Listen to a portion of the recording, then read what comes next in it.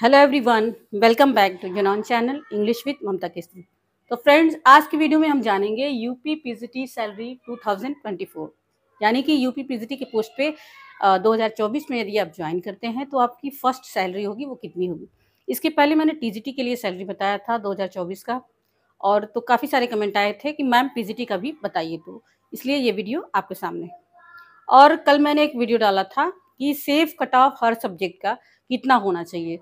2021 की जो वैकेंसी थी उसका जो कट ऑफ था उसको एनालिसिस करते हुए एक अंदाज़ा लगाया गया था कि हर सब्जेक्ट का जो सेफ कट ऑफ होगा कितना हमें टारगेट लेके चलना चाहिए। और वास्तव में ये एक सही रणनीति होती है कि प्रीवियस ईयर के कट ऑफ को एनालिसिस करते हुए और अपने लिए एक सेफ कट ऑफ यानी कि सेफ नंबर जो है अपने दिमाग में रख के टारगेट करके और हम तैयारी करते हैं तो निश्चित रूप से सफलता मिलती है। उसमें कुछ सब्जेक्ट थे जो छूट गए थे, तो उनको मैं नेक्स्ट वीडियो में इंक्लूड कर दूंगी। जब पीजीटी के लिए मैं बनाऊंगी कि सेफ कट ऑफ कितना होना चाहिए हर सब्जेक्ट का, उसमें उन सब्जेक्ट को डाल दिया जाएगा। और एक क्वेश्चन और आया था कि मैम जब पीजीटी या टीजीटी में निगेटिव मार्किंग नहीं होती है तो जो कट ऑफ गया था, जो नंबर गया था, वो दशमलव में पॉइंट में कैसे चला गया था। ठीक है, तो उसको भी थोड़ा समझ लेते हैं कि पॉइंट में इसलिए चला गया था क्योंकि हर सब्जेक्ट में कुछ क्वेश्चन जरूर ऐसे होते हैं जिनको हटा दिया जाता है। इसलिए हटाया जाता है कि कोई कुछ क्वेश्चन तो गलत ही होते हैं और कुछ क्वेश्चन ऐसे दे दिए जाते हैं जिनका दो दो ऑप्शन सही होता है। तो ऐसे क्वेश्चन को क्या करता है आयोग, जब फाइनल आंसर किया जाता है तो ऐसे क्वेश्चन को हटा दिया जाता है और उनका जो नंबर होता है बाकी बचे हुए क्वेश्चन में जो है डिवाइड कर दिया जाता है। ठीक है, इसलिए जो कट ऑफ गया था वो कट ऑफ जो है वो दशमलव में चला जाता है। ठीक है, तो आई होप ये चीज़ आप समझ गए होंगे। और कुछ लोग ये भी कह रहे थे कि मैम सीटें बहुत कम हैं तो 5 क्वेश्चन या 6 क्वेश्चन आगे नहीं जाएगा बल्कि 10 क्वेश्चन आगे जाएगा। ऐसा नहीं है कि सीटों की तुलना में आप मैथमेटिकल कैलकुलेशन मत कीजिए। ठीक है, मैंने बताया था कि एक-एक पॉइंट से कई-कई 100 लोग पीछे आगे हो जाते हैं। तो जो सेलेक्ट होता है, जो नहीं सेलेक्ट होता है, बहुत ज़्यादा नंबर का अंतर नहीं होता है। 2 क्वेश्चन 3 क्वेश्चन का ही अंतर होता है। तो बहुत आपका कट ऑफ हाई जाएगा, सीटें कम हैं, तो 5 क्वेश्चन, 6 क्वेश्चन, 7 क्वेश्चन तक चला जाएगा। मुझे नहीं लगता कि इससे आगे जा सकता है। ठीक है? बाकी आप अपना एक टारगेट लेकर के चलिए और निश्चित रूप से सफलता मिलेगी। तो चलिए आज का वीडियो स्टार्ट करते हैं। UP PGT first salary. तो यूपी पीजीटी का जो पोस्ट है, इसका जो ग्रेड पे होता है वो 4800 ग्रेड पे का होता है। एक अच्छे लेवल का ग्रेड पे। ठीक है, एक अधिकारी लेवल का। अब पीसीएस में बहुत सारे ऐसे पोस्ट हैं। ठीक है, कुछ ही पोस्ट हैं जो 4800 से ऊपर का है। ठीक है, बाकी आप मान के चल सकते हैं पीसीएस लेवल का ग्रेड पे यूपी पीजीटी के पोस्ट पे आपको मिलता है। 4800 ग्रेड पे का ये जॉब है। और देखेंगे बेसिक पे, यहाँ ध्यान से देखेंगे, बेसिक पे जो है 47,600। ठीक है ना, 47,600 आपका हो गया बेसिक पे। और डीए का मतलब होता है डियरनेस अलाउंस, यानी कि महंगाई भत्ता। तो महंगाई भत्ता जो होता है वो बेसिक पे का 50%, यानी कि जितना बेसिक पे है आपको 50% मिलेगा। और ये डीए हर वर्ष जो है वर्ष में 2 बार बढ़ता है। ठीक है, हम लोग ज्वाइन किए थे तो बहुत कम था। ठीक है, पहले 31% था, फिर एक बार 3% बढ़ा, फिर एक बार 4% बढ़ा। ये समय समय पर सरकार के द्वारा निर्धारित किया जाता है, लेकिन वर्ष में 2 बार ये बढ़ता है। ठीक है, तो इस समय जो चल रहा है, मैं इस समय का बता रही हूँ, 2024 का 50% चल रहा है बेसिक पे। डीए जो है बेसिक पे का 50%, तो ये आपका हो गया 23,800। ये आपका हो गया डीए। फिर आ जाते हैं एचआरए। एचआरए का मतलब होम रेंट अलाउंस। ठीक है, मकान किराया भत्ता। तो पीजीटी में टीजीटी से थोड़ा सा अधिक होता है। ये हो गया 1870, 1870 रुपये। फिर यदि हम तीनों को टोटल कर लेते हैं तो आपका टोटल वेतन बन जाता है 73,270। देख सकते हैं एक बहुत ही अच्छी सैलरी है। इसमें से कुछ चीज़ें हैं जो डिडक्ट होती है आपकी सैलरी से, उसको देख लेते हैं। तो ये है एनपीएस। एनपीएस का मतलब हो गया नेशनल पेंशन स्कीम। ठीक है, तो पेंशन के रूप में आपकी कुछ सैलरी जो है वो काट ली जाती है। वो कितना कटेगा उसको देख लेते हैं। बेसिक पे प्लस डीए का जो योग होगा उसका आपको 10% जो है वो एनपीएस के रूप में काट लिया जाता है। तो देखते हैं, बेसिक पे जो हो गया आपका 47,600 एंड डीए हो गया आपका 23,800। इन दोनों को जोड़ लेते हैं तो 71,400। ठीक है, इसका 10% करेंगे तो 7,140। ठीक है। इतने रुपए आपके जो है एनपीएस के रूप में कटेंगे आपकी सैलरी से हर महीने, ठीक है। तो 10% कुछ लोग ये भी पूछ रहे थे कि सरकार भी इसमें देता है कि नहीं देता। मतलब 10% आपकी सैलरी से कटेगा और 14% जो होगा, ठीक है, वो सरकार देगा और दोनों मिला करके आपके हर महीने आपके अकाउंट में एनपीएस का एक अलग अकाउंट होता है उसमें जाता है।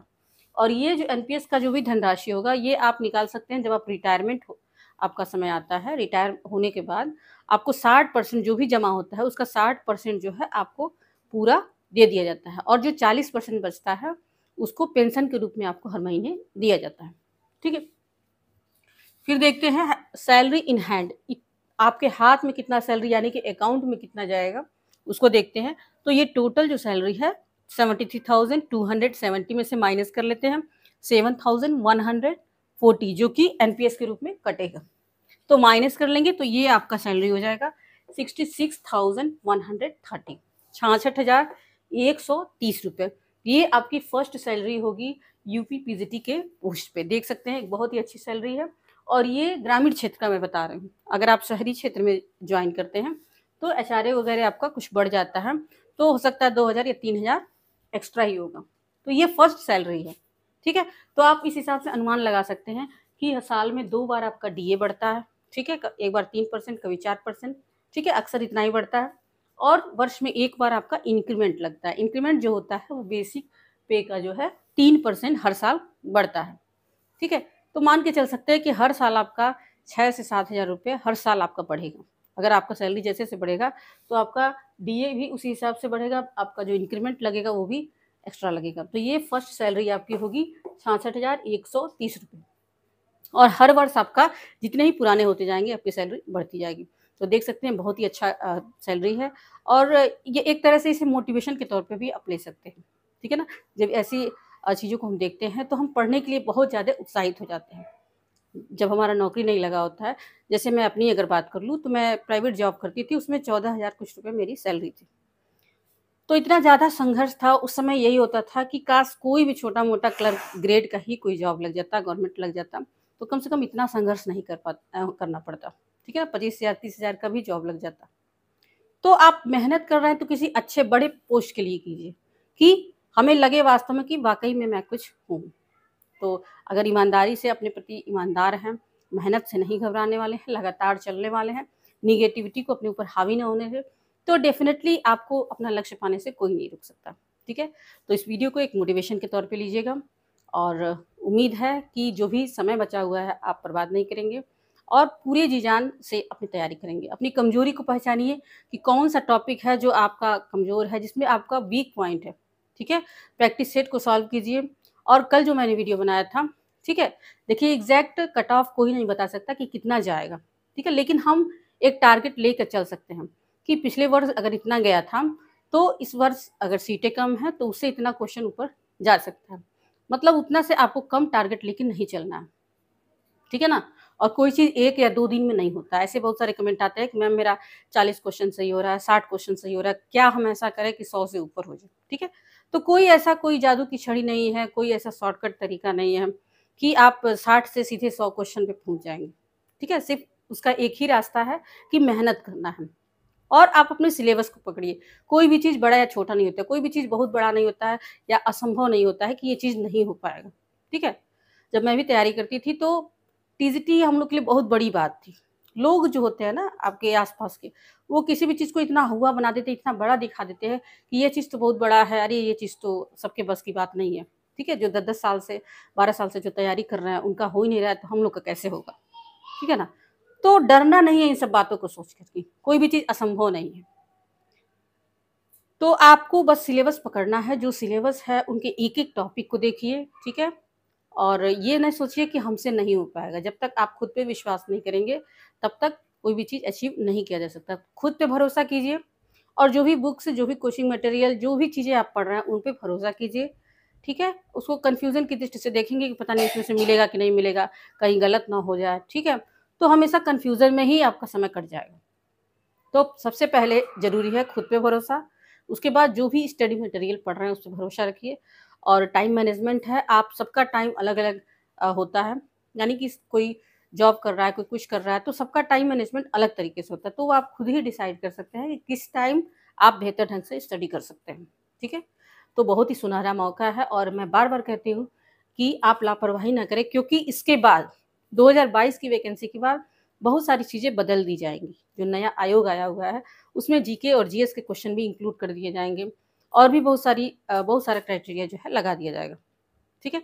तो ये जो है पुराने स्टूडेंट के लिए जो पहले से अप्लाई किए हुए काफ़ी समय से तैयारी कर रहे हैं, उनको ये सोचना है कि इस मौके को चूकने नहीं देना है। ठीक है ना?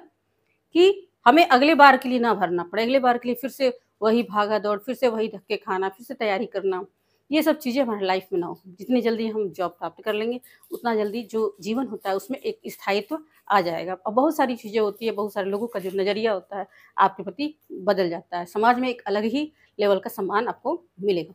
तो उम्मीद है इस वीडियो से कुछ ना कुछ मोटिवेशन आपको ज़रूर मिला होगा। अगर कुछ भी आपके सुझाव हैं, कोई भी चीज़ अगर पूछना चाहते हैं, तो मैं कोशिश यही रहती है कि सारे कमेंट का जवाब दूँ। ठीक है? तो यदि वीडियो चैनल पे नया है तो चैनल को सब्सक्राइब कर लें, वीडियो को लाइक करें एंड शेयर करें, क्योंकि अगर आप लोग लाइक शेयर करते हैं, कमेंट करते हैं, तो उससे मेरा भी मोटिवेशन बनता है और मैं टाइम की कमी होते हुए भी मैं कोशिश करती हूँ कि आप लोग के लिए कुछ ना कुछ मोटिवेशनल वीडियो या कोई भी जानकारी की वीडियो मैं आप लोग के लिए लाऊँ। तो फिर मिलते हैं नेक्स्ट वीडियो में।